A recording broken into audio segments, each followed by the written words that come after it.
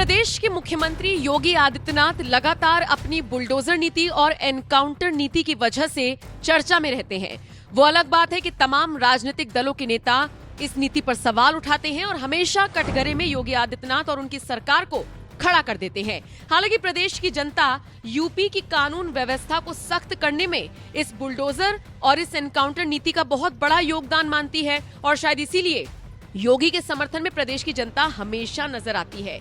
और इतना ही नहीं, पिछले 6-7 सालों में अगर आप देखेंगे तो अपराधियों और माफियाओं का ग्राफ लगातार गिरता जा रहा है। इतना ही नहीं, बड़े बड़े बाहुबलियों का साम्राज्य भी मिट्टी में मिल चुका है, क्योंकि योगी आदित्यनाथ सदन में खड़े होकर डंके की चोट पर कहते हैं कि माफियाओं को मिट्टी में मिला दूंगा। लेकिन एनकाउंटर जब जब यूपी में होते हैं तब तब सवाल खड़े होते हैं।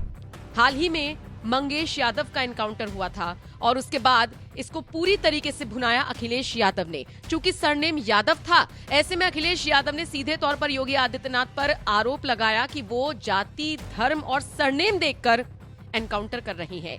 हालांकि इसके बाद एक और एनकाउंटर हुआ अनुज प्रताप सिंह का, जिसको लेकर अनुज के पिता ने अखिलेश पर सवाल उठाए थे और कहा था कि लीजिए, ठाकुर का एनकाउंटर भी करवा दिया।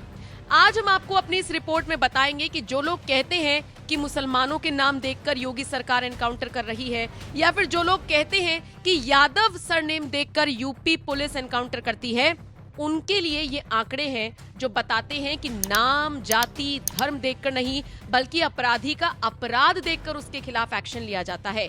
साल 2017 से लेकर 24 के बीच एसटीएफ द्वारा एनकाउंटर में मारे गए हर अपराधी का लेखा जोखा आज हम आपको बताने जा रहे हैं। और इस लिस्ट में यादव से लेकर ठाकुर, ब्राह्मण से लेकर मुस्लिम तक के अपराधियों का सारा डेटा है, जिनको यूपी एसटीएफ ने मुठभेड़ में ढेर किया। सबसे पहले बात करते हैं 2017 की। साल 2017 में एसटीएफ ने 2 बदमाशों को एनकाउंटर में ढेर किया। साल 2018 में 7, 2019 में 5, 2020 और 2021 में 10-10, 2022 में 2 एनकाउंटर हुए जिनमें अपराधी ढेर हुए, 2023 में 8 अपराधी ढेर हुए और 2024 में भी अब तक 8 ही एनकाउंटर्स को अंजाम दिया गया, जिनमें यादव, मुस्लिम, ठाकुर से आने वाले अपराधियों के नाम शामिल हैं। इसमें मंगेश यादव का नाम और पिछले साल अतीक अहमद के बेटे असद के एनकाउंटर का भी जिक्र है।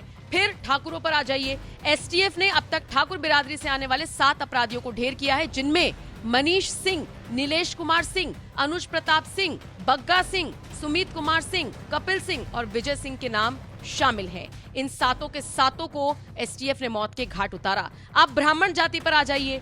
10 ब्राह्मण अपराधियों को भी एनकाउंटर में ढेर किया गया है। 17 से लेकर 24 के बीच एसटीएफ ने 10 ब्राह्मण जाति से आने वाले अपराधियों को एनकाउंटर में मौत के घाट उतारा, जिनमें सचिन पांडे, राजेश दुबे, अमर दुबे, कार्तिकेय मिश्रा, राकेश पांडे, विकास दुबे, वकील पांडे, विनोद कुमार उपाध्याय, विनय श्रोतिया और अनिल नागर उर्फ अनिल दुजाना का नाम भी शामिल है।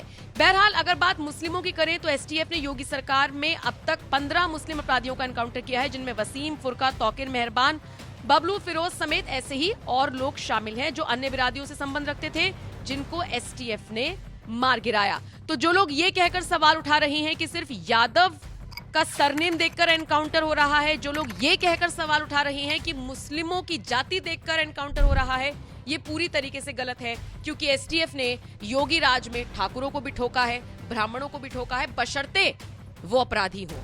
और ये बात हमेशा साबित की है कि अपराधियों की कोई धर्म, कोई जाति नहीं होती। आप इस रिपोर्ट को किस तरह से देखते हैं, कमेंट सेक्शन में अपनी राय जरूर